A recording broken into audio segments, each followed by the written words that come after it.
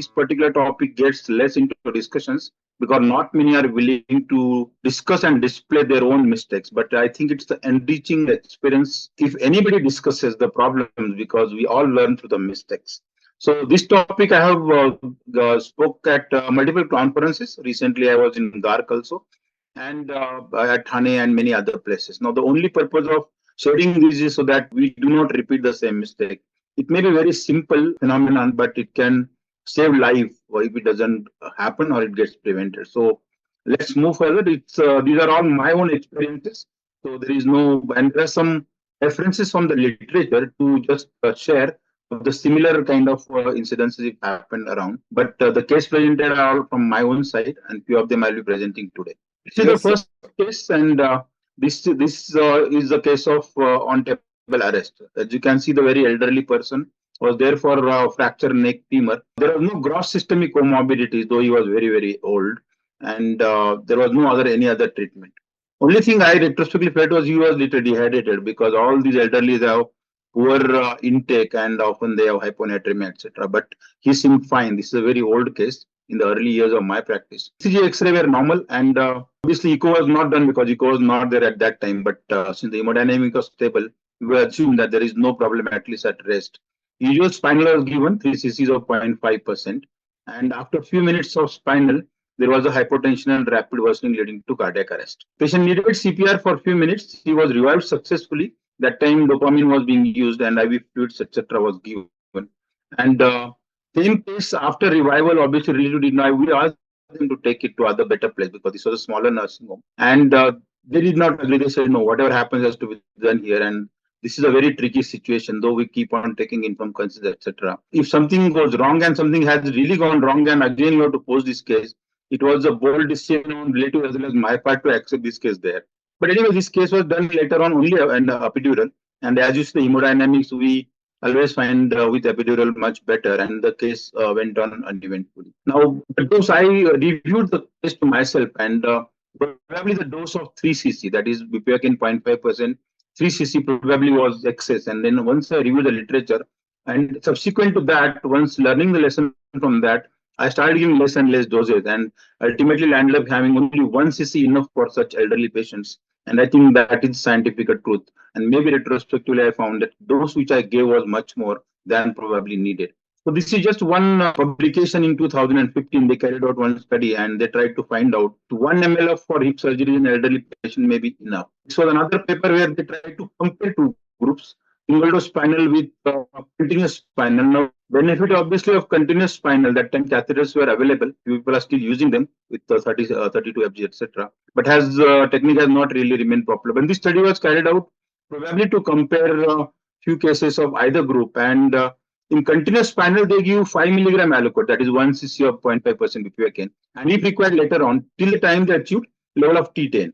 And they found that the doses were very less, actually 1 cc or little over that, and only 1 or 2 repeat doses of 0.5 cc, that is 2.5 milligram were needed in this study. And also they found that 37% of the patients in single dose group, the epidural group, continuous spinal group needed ephedrine, and that too very less dose. While in single dose, where they give 2 to 3 cc's, 100% patients needed the vasopressor, that is ephedrine. So it clearly says that smaller doses, only around 1 cc or little lower, is enough for hip surgery. And that, I think, lesson we have all learned, and everybody is doing that.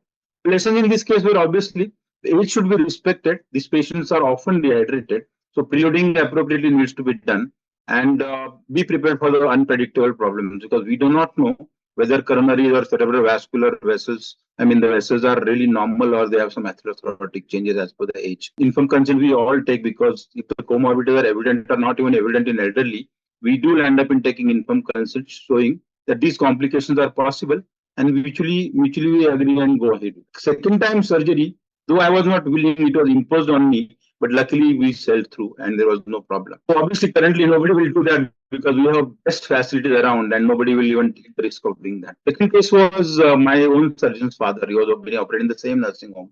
He was there for hydrocele surgery. He was 75. The spinal was given with 1.5 cc, 0.5% bupivacaine. So he had a bradycardia after testicular handling. And that is not uncommon. We obviously often get such bradycardia, and some people have actually arrested also. Bradycardia did not respond to atropine, and there was a little bit of catastrophe there. Needed CPR with adrenaline intubation and IPPV. Though the recovery was there, it was quite a bit of mess because he was father of surgeon, and surgeon himself was operating on the. So, going literature, we all knew the bradycardia happen with any handling of visceral structures, including the testis. Testis being a embryologically part of the lower lumbar or lumbar area and descending down, though nerve supply also goes down. So it has a dual nerve supply. Parasympathetic is coming from sacral through pudendal nerve, and of course there are autonomic plexuses from which probably sympathetic nerves also come through the abdominal plexuses. Some anatomical descriptions were that probably the vagus ends its supply on the proximal two-thirds of the bowel and nothing below. But some people have hypothesized that probably some fibers through these plexi go down to even testis, as down as that from vagus.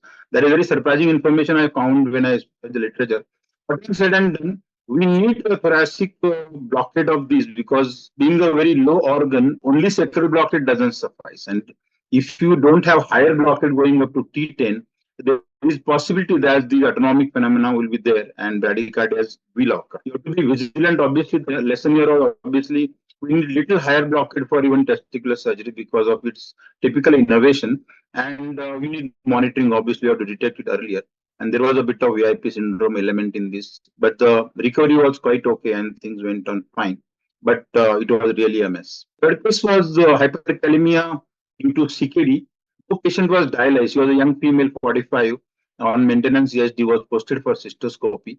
And short procedures, neurosurgeons often insist that you should give a short GA and get off and all that. So it was planned under GA. Though it was post-CSD, RFT and were reasonably fine. The electrolytes were normal. GA was insisted, so it was done at that time. These were the agents we were giving. And this is again an old case.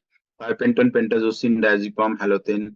There was a laryngospasm while we could not ventilate the patient. So succinylcholine obviously was given. Now here is the trick because though the potassium was normal, probably this was not a correct step. And as we see, this caused VTAC, and of course, then it was treated with xylocard, intubation, CPR, etc. But the problem was VTAC was very resistant. Repeated DC shock did not revert it. And despite correcting with calcium and bicarb, which we usually give, there was a problem. It took about 45 minutes for spontaneous circulation to come back. And there was a SVT subsequently. Obviously, there was 45 minutes of resuscitation, so dopamine, etc., was needed.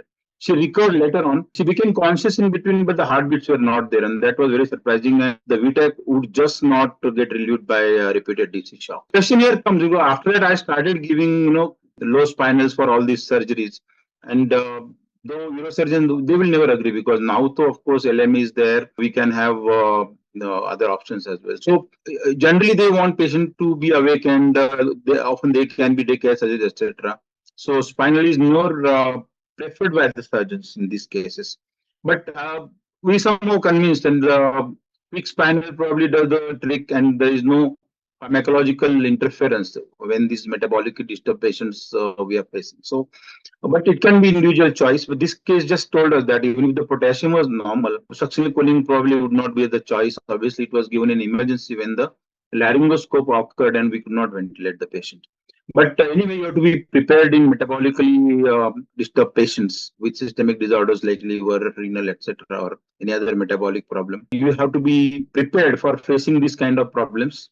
And resuscitation obviously has to be to the mark so that we don't have any problem in the recovery. But so was hyperkalemic VTAC, which was very, very resistant. The case is about bronchospasm under spinal. The spasm, the asthmatic patient or COPD patient, the spasm is not very unknown to happen on table. So here it was so problematic. So the case was 54-year-old female for abdominal hysterectomy. She was on treatment for asthma. Your spinal was given. 30 minutes later, there was a bronchospasm and rapid worsening leading to desaturation. Mask ventilation tried, but it did not help much. Actually, this case, somebody else was doing, and I was just waiting for another case outside the OT. And my senior colleague was doing. So I was called in because there was a problem. Probably there was a delay in intubation. By the time I reached, the intubation was done, but I think there was severe desaturation episode before the things could be put into order. And there was a bradycardia episode. So there was sign means bradycardia obviously was because of hypoxia, where oxygenation could not be achieved properly just by mask ventilation before intubation. So mask ventilation can be very, very difficult due to resistance of airway. There was this case, obviously, because of bradycardia, had a sustained cerebral hypoxia. Unfortunately, died later on. And very well-to-do family, she was shifted to the ICU in the major institution. But there was a medical legal trouble, and a huge compensation was needed to be given. So it was really a mess. Patients obviously were early airway control, because I thought this there was a delay in calling for help, or there was a delay in even securing the airway by giving relaxant. So probably IPPV earlier would have helped in this case. And obviously, these cases need to be kept paralyzed. We obviously manage them in ICU till such time that the bronchodilators are working and patient has very less resistance in the airways. Now, all these things are measurable on modern ventilators, so it becomes very easy. So we keep paralyze this patient till they recover appropriately. And asthmatics are episodic, so they recover faster than the COPD patients. COPD patients is a chronic problem and they take a long time on ventilator. But asthmatic patients dramatically respond, and in few hours they can be like normal person. So problem here was obviously to treat the bronchospasm by available methods. We all had monofilin being used then. We also had adrenaline, but people somehow get little scared about adrenaline to be used subcutaneously or intramuscularly. But that is one good, especially in asthmatics, which are reactive or which are due to some allergic reaction. And this adrenaline injection works wonders. Actually, you can expect a very fast recovery. But there was a delay in that, as well as there was a delay in giving the, securing the airway with the intubation. So this case obviously told us that you have to have faster help coming in your way, give appropriate drugs which are available, and try to have oxygenation achieved much earlier. Another similar case, this was a 50-year-old female, and she was a sister tutor with us actually in the hospital. This was in KM. So there was known for the recurrent episodes of asthmatics going on, and she was not on as such on treatment, but there was a history of bronchospasms occasionally. She was a fractional curettage, and in view of asthma, low spine was chosen. So severe bronchospasm during the procedure. The procedure was very short, but there was a spasm. Bronchodilators were given. She needed intubation, sedation, and paralysis. The spasm was very severe, and there was a lot of difficulty in ventilating this patient. So there was high resistance. There was then a tension pneumothorax, because I think we had a little bit of high resistance and airway pressures. ICD was needed. She was revived. She improved over 24 hours. Elective ventilation was needed for 24 hours, and there was a complete recovery. But you can see what a small case can lead to a mess. Known asthmatic or bronchospasms episodically, not on active treatment, absolutely normal chest when you are taking the case, and intraspasm of a very short procedure with that to under spinal, and things led to absolute mess. Of course, there was a good recovery. It's fine. So in both these cases, or in general, also is the spinal a correct choice? And I think nobody will disagree that for hysterectomy we have been giving spinals on the house, and once in a while such case occurs. That doesn't make us think that just because spasm can be very worse under spine anesthesia, we change our technique. No, we give spinal. And for shorter procedure, of course, just like I said for the cystoscopy in the previous hyperkalemic case, this also, because of spasm, we thought we'll give a low spinal. And in that, this happened. So you really do not know. So this can be very episodic, and we have to go by our own logic and wisdom. Of course, on the table, if the spasm occurs, there are multiple other differences. We'll not go into detail, but there can be associated cardiac comorbidity. There can be allergic bronchospasm, especially these patients who are prone to that. And last query in this is bronchospasm under CNB, that is central neurological blockade, worse? There have been concurrent cases. The answer to the question is obviously yes, because of typical autonomic blockade. And you all know the lungs are supplied by vagus again. And if you give a higher thoracic blockade, the sympathetics which come from thoracic side, by chance, if the level is on thoracic level, ascending to the thoracic level, the sympathetic supply gets blocked, and there is a uncontrolled parasympathetic activity. That is one plausible mechanism given by the people that it may trigger the bronchospasm in these patients, because sympathetics are blocked. So this is a case in literature where bronchospasm got triggered under spinal anesthesia, and it was again a patient for TUR under spinal. 69-year-old usual spinal was given. Action was up to T6. There was desaturation due to bronchospasm 4 minutes afterwards. So it was reasonably early in the course. But I think they treated and patient improved. Mechanism, as I said, is not clearly known, but parasympathetic stimulation leading to bronchospasm, which is unopposed due to sympathetic blockade, is one of the best mechanisms which was. It's another very old case in 1980s. And we all know Dr. Malampatti for his airways course. He has described this case. So the unmarried girl, 18-year-old, who was for abortion, spinal was given with 265%. And the little head law was given later during the procedure. So obviously the action went up, and the similar mechanism probably must have acted. And she had a bronchospasm, but responded to the treatment. So it can happen, and we cannot predict. The problem is it is not predictable, but we have to be prepared. If somebody has a bronchospastic tendency due to any reason, we need to be prepared that it can happen intraoperatively on table, especially under spinal by the said mechanism which I said. So I think we just not to worry, but need to be ready for preparation to treat such cases and manage. And things can be as worse. In the second small case, sister tutor, she went into pulmonary complications up to needing, pneumothorax and needing ICD, etc. But she recovered fine.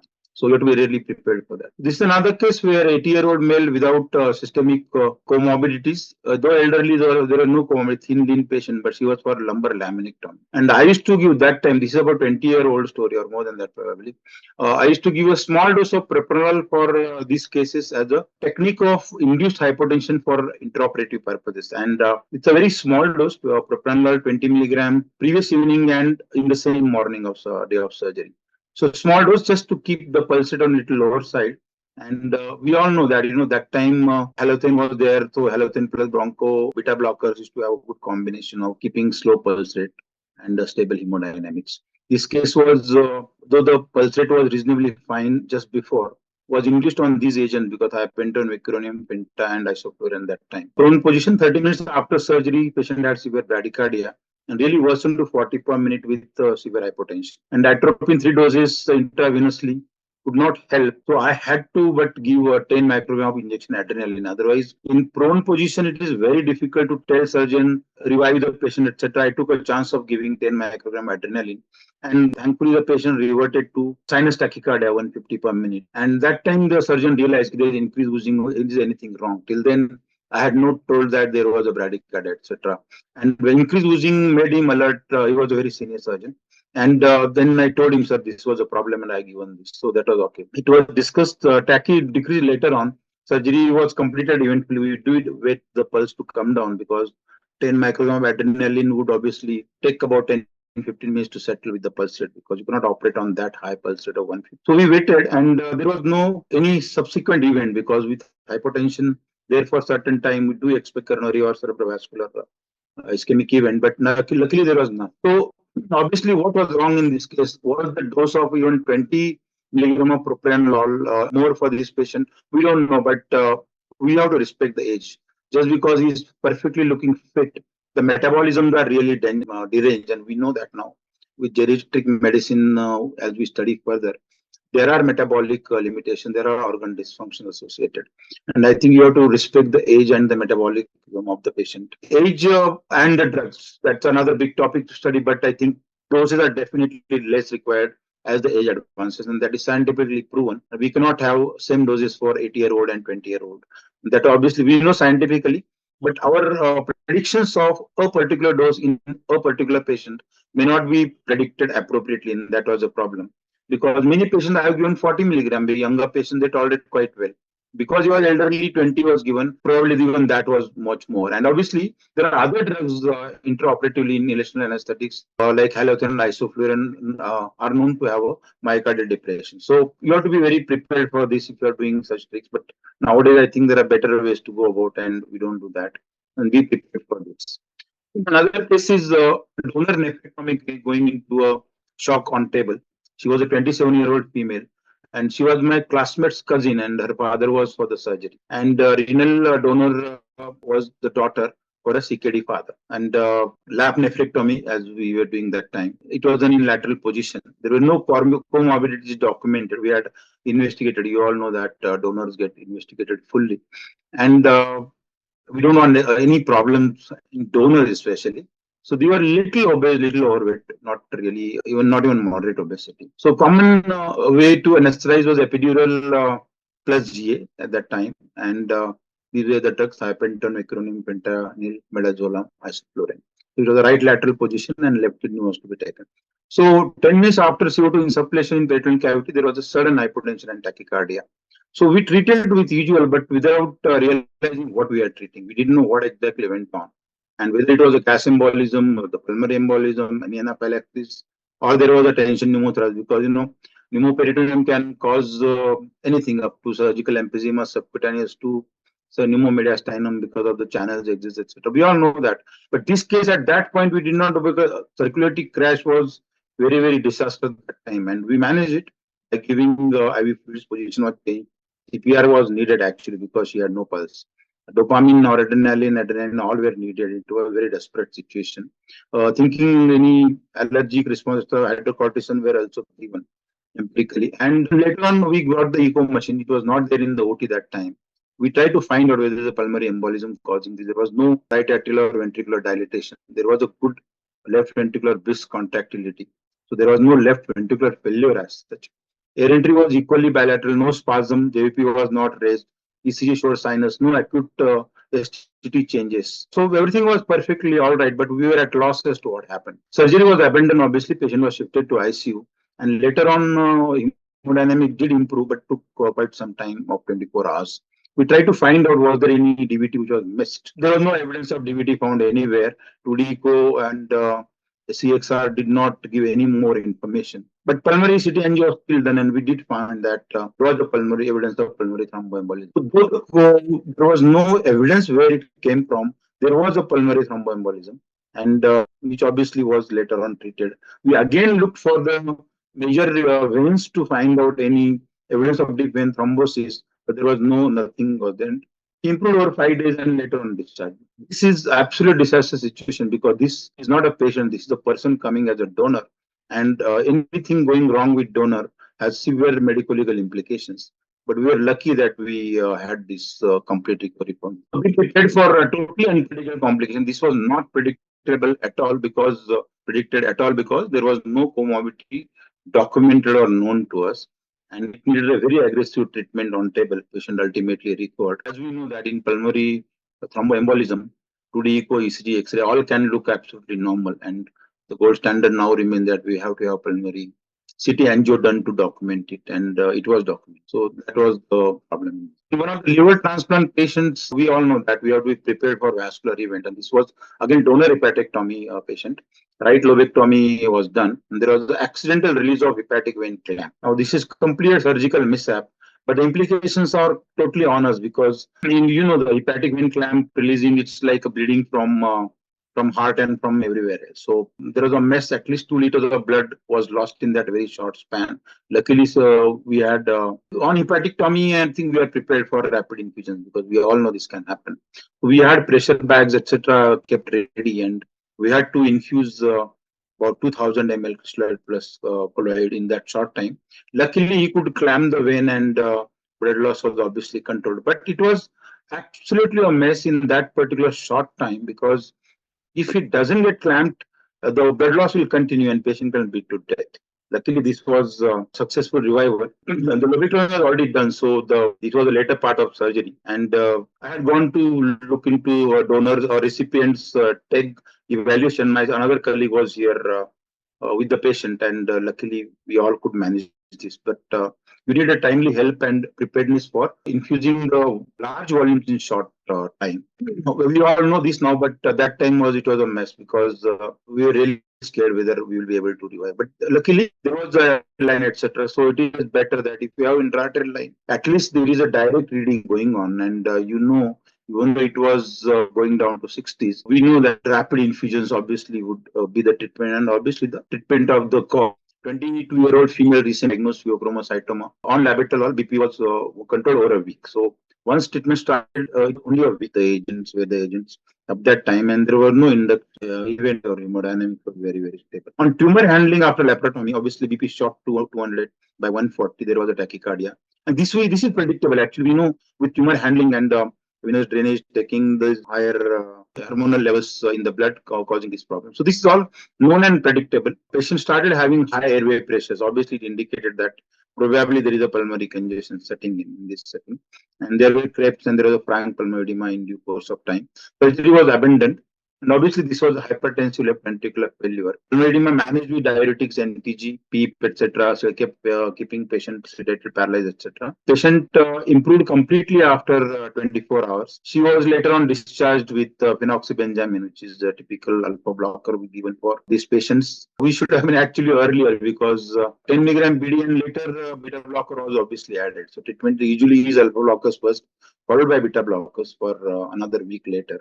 And maybe treatment goes for at least 2 to 3 weeks before this thing. So we realized the problem. Patient getting control only in 1 week's time with labetalol, which is alpha and beta blocker, we all know, was not adequate to optimize this patient. And that's why these patients may need 2 to 3 weeks of alpha blocker initially, followed by later on beta blocker to have this proper control.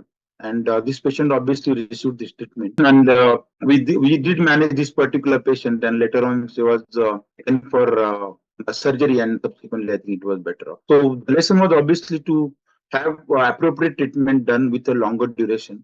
Even if surgeon is in hurry or even relatives are in a hurry, I think optimization has to be appropriate, and we have to take a very appropriate decision. Though just because the patient is admitted, she will remain for 1 or 2 or 3 weeks. Should the patient home get appropriate treatment on OPD basis and have things appropriately done.